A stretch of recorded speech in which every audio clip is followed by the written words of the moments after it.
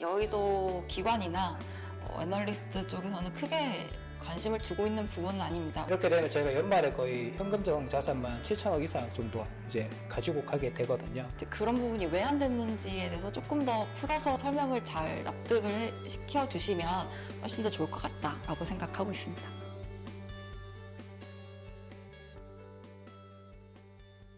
말씀 주신 곳에서 그 NCM 523 제품 그 관련해서 리튬 재고는 혹시 언제쯤 이 이슈가 끝나는 걸로 보시는지 궁금해요. 사실 NCM 523 제품이 좀 빨리 팔려 나가야 저희가 재고 이슈가 좀 마무리가 되는 상황인데요. 저희가 1분기 실적 발표 때도 이제 하반기에 좀 긍정적으로 봤었던 이유는 523 제품이 이제 팔려 나가면서 저희가 그 재고 평가 손실을 잡았던 부분이 이제 환입이 되게 되는데, 이 출하 속도가 오히려 이제 6월 달부터 다시 이제 줄어들게 되면서 저희가 이 흑자 전환을 좀 다시 의도치는 않았지만 그 약속드린 것과 좀 못 지키게 된 상황이고, 근데 이 지금 리튬 가격이 또 최근에 좀 빠졌고 뭐 최근 다시 반등하고 있지만 빠진 것과 그리고 이 출하량 속도가 좀 늦어지고 있다 보니 저희가 최근에 말씀드리는 업데이트된 사항은 이제 내년까지는 조금 영향을 계속 받을 수밖에 없는 상황입니다. 그래서 저희는 이제 그 비용 통제라든지 이런 부분에 대해서 최대한 저희가 흑자 전환을 빨리 할 수 있도록 노력을 하고 있고, 참 이런 부분에서 설명하기가 참 어려운 것 같습니다. 그럼 그 외에는 또 뭐 어떤 것들이 좀 걱정이 될까요? 예전에는 오히려 프리미엄을 받던 사항인데 특정 고객사 비중이 너무 높다는 것인 것 같습니다. 전 세계 1위 업체를 고객사로 두고 있고 오랫동안 납품한다는 점은 굉장히 큰 장점이라고 보고 있는데요. 23년 하반기 이전까지는 워낙 전기차 판매량도 좋았고 지금도 전기차 판매량으로 볼 때는 글로벌리 압도적인 회사이다 보니까 큰 프리미엄은 맞지만 지금 수요가 꺾이는 이런 지점에서는 타격도 좀 커진 것 같고 캐즘 시기에는 약간의 아쉬움으로 남는 것 같습니다. 그래서 고객사 다변화가 좀 더 많이 이루어졌다면 이런 타격이 좀 덜하지 않았을까라는 생각이 좀 있습니다. 네, 제가 생각했을 때 사실 그 고객사 편중되는 부분은 저희 경쟁 업체도 되게 비슷하다고 사실 생각을 하거든요. 근데 저희가 가지고 있는 그 고객사가 워낙 또 유명하고 이러다 보니까 좀 집중도도 좀 이 관련 뉴스에 대해서 집중도도 높아지고 노이즈가 굉장히 많이 발생을 하는 게 아닌가 생각하고 있습니다. 사실 해외 투자자분들하고 얘기를 해보면 이 그 밸류 체인 때문에 저희를 투자하시는 분도 굉장히 많으시고, 물론 지금 시청하고 계시는 분들도 그 부분을 저희가 굉장히 강점으로 보시는 분들도 많으시거든요. 네, 뭐 말씀하신 것처럼 이 캐즘 시기에서는 이런 고객사가 좀 편중되는 부분에 대해서 리스크가 있는 것은 저도 뭐 동의는 하고 있습니다. 시청자분들이 보시기에는 이제 주가 퍼포먼스로 보면 되게 아쉬운 그 상황이 또 발생을 했거든요. 근데 이런 부분에 대해서는 솔직히 뭐 어떤 이유가 있는지, 뭐 거기에 대한 견해가 혹시 있으신지 뭐 공유 부탁드리겠습니다.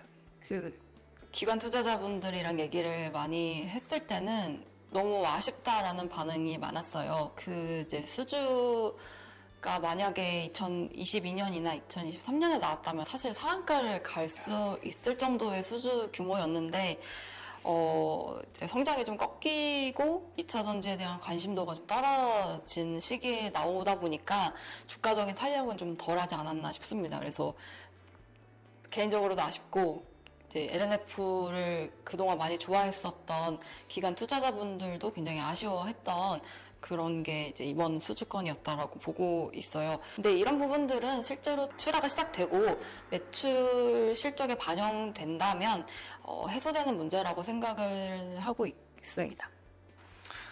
예, 솔직한 답변 감사드립니다.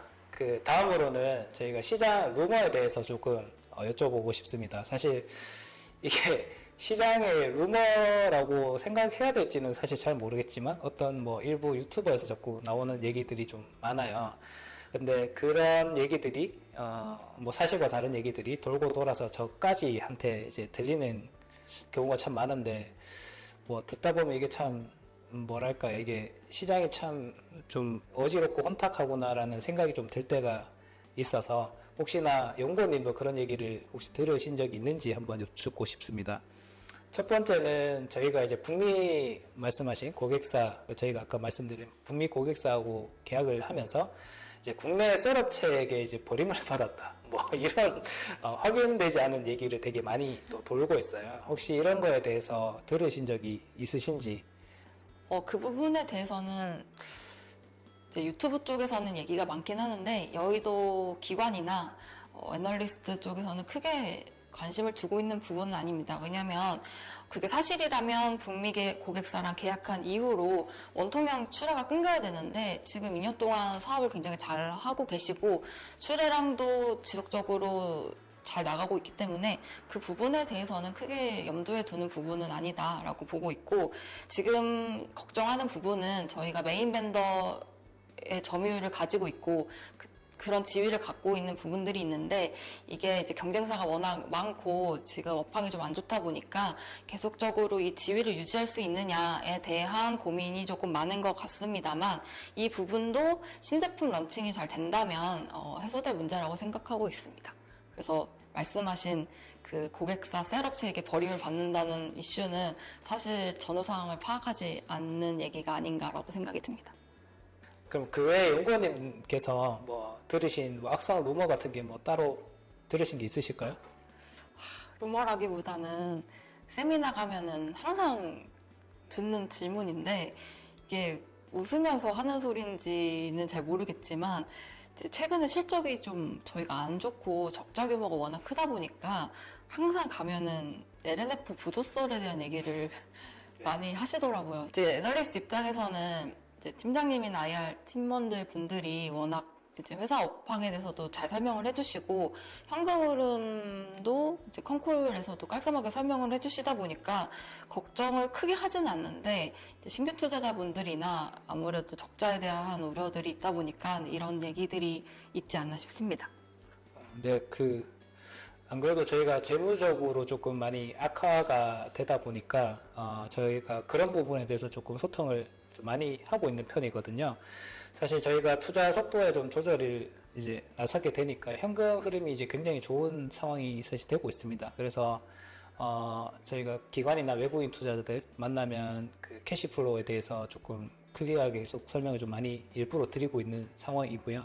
왜냐하면 이게 캐시플로우 같은 경우는 사실 이제 현금으로 계속 보고 있는 거고, 그리고 이제 그 손익계산서 같은 경우 이제 회계적으로 이제 보게 되는데, 이미 이제 캐시는 저희가 원재료 살 때 이제 이미 작년부터 이제 쭉 나갔던 거기 때문에 지금은 사실 그것 때문에 캐시가 나가진 않고 이렇게 팔려 나가면서 사실 오히려 캐시가 들어오는 상황이 되거든요. 근데 이제 말씀하신 것처럼 신규 투자자가 보기에는 그 숫자가 좀 많이 안 좋게 보이기 때문에 이게 그거를 되게 좀 많이 물어보시기도 해요. 그래서 그런 부분에 대해서는 이제 제가 좀 설명을 많이 드리고 캐시플로우적인 측면에서도 좀 설명을 많이 드리고 있고, 이번 실적 발표에서도 저희가 이제 2분기 기준으로 거의 4천억을 정도 캐시를 가지고 가고 있는 상태고, 저희 뭐 여러 가지 이제 재무 그러니까 그 자금 조달 같은 게 지금 진행이 되고 있는데, 이렇게 되면 저희가 연말에 거의 현금성 자산만 7천억 이상 정도 이제 가지고 가게 되거든요. 그래서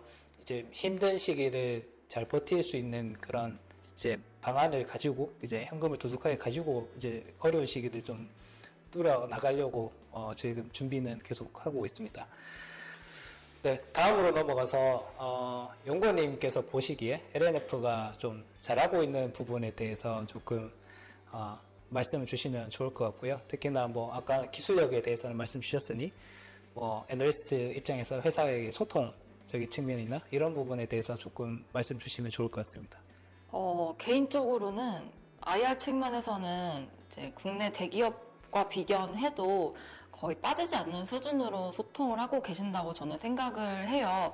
대기업은 이제 IR 인원이 거의 뭐 5명에서 많게는 뭐 10명까지도 되는데, 예전에는 팀장님 혼자서 뭐 국내 NDR도 다니시고 해외 컨퍼런스도 참여하시고 또 국내 증권사들이나 매니저분들 일일이 다 대응하시면서 그렇게 고생하셨던 거를 너무 잘 알고 있어서 오늘 유튜브에도 흔쾌히 나오겠다고 했던 거거든요. 그래서 고생 되게 많이 하시고 최근에는 이제 더 나아가서 개인 투자자분들이랑 소통을 하시는 거는 이제 거의 탑 수준으로 소통을 하고 계신다고 저는 생각을 합니다.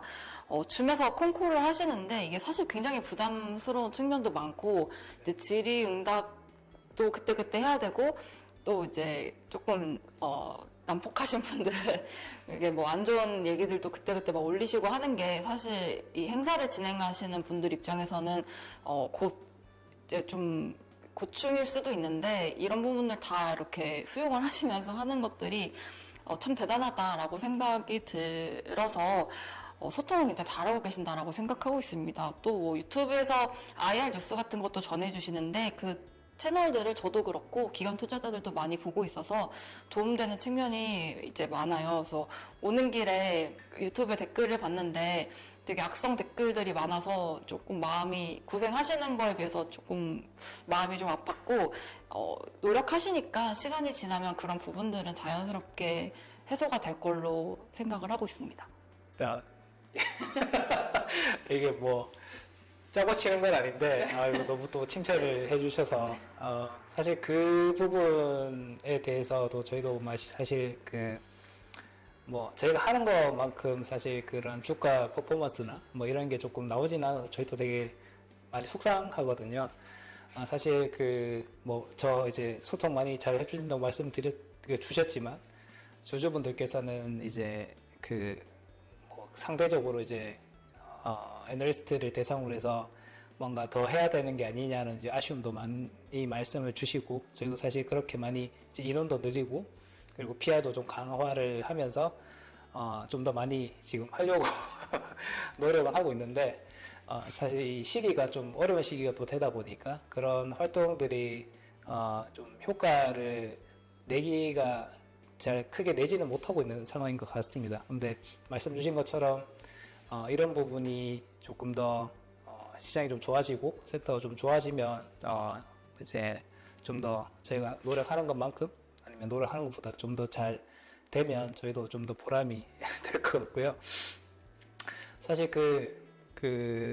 줌콜 말씀 주신 것도 저희가 시총 사이즈가 커지면서 그런 이제 컨퍼런스 콜에 대해서 필요성도 느껴서 제가 줌으로 그냥 스스로 혼자 개인 라디오 방송 하듯이 이제 시작이 됐던 거거든요. 그때는 이제 주주분들이 이제 참여하셔서 채팅창에 이제 질문 올리면 제가 그거를 혼자 읽고 혼자 답하고 뭐 그렇게 하면서 이제 소통이 시작이 됐던 건데 뭐 그게 이제 계속 연결돼서 저희가 줌으로 계속 하고 있고 이 줌 자체가 그래도 이제 타사 기본적으로 다른 업체가 하는 그런 플랫폼 대비해서 개인들이 확실히 이제 접근하기가 더 좋은 것 같더라고요. 근데 타 업체들 같은 게 보면 기관이나 애널리스트한테만 이제 대부분 접속 정보를 주는 경우도 많고, 근데 저희도 사실 그렇게 하면 부담은 굉장히 줄어들 것 같은데 지금 현재는 국내 시장에서 개인 투자자들의 영향력도 굉장히 커지고 있고, 그리고 정보에 대한 저는 개인적으로 정보의 그런 비대칭성을 굉장히 싫어하는 편이기 때문에 그런 부분에 대해서 저희가 개인 투자자를 좀 챙기고자 하는 의도가 굉장히 컸고요. 특히나 최근에는 개인 투자자분들이 또 많아지면서 이분들이 받을 수 있는, 그러니까 접할 수 있는 정보 자체가 대부분 이제 유튜브나 이런 쪽밖에 없다 보니, 근데 또 그러한 유튜브들이 또 정제되지 않은 정보나 뭐 이러한 사실과 아닌 내용이 좀 많았던 것 같습니다. 그래서 오히려 저희가 접속을 좀 많이 직접 듣게 해드림으로써 그런 정보의 불확실성을 좀 없애려고 좀 노력을 많이 했었는데, 그래도 뭐 그런 부분에 대해서 좀 잘 봐주시니까 굉장히 그래도 조금 뿌듯한 부분이 있는 것 같습니다. 그러면 좀 아쉬운 부분이, 칭찬을 많이 주셨으니까 아쉬운 부분이 있다면 어떤 게 있을까요? 회사, 그러니까 기관이나 아니면 애널리스트 입장에서 아쉬운 점이나 회사가 이런 부분을 조금 더 개선이 되었으면 좋겠다라는 부분이 있으면 마지막으로 부탁을 드리겠습니다.